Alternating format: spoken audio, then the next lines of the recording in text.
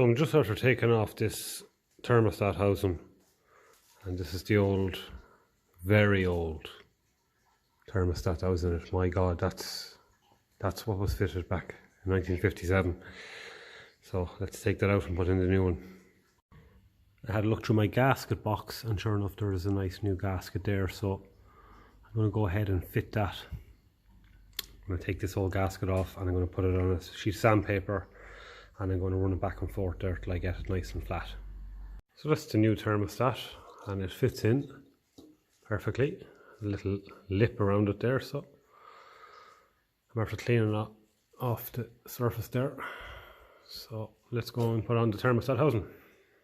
So I want to get a look in this rocker cover.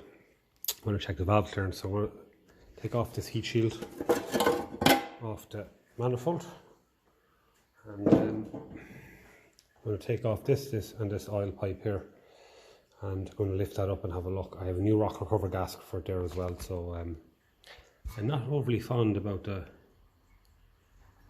heating tank tap that's on that, so that will get replaced at some point as well, but at the moment I'm only more concerned with just trying to get it running as best as I can.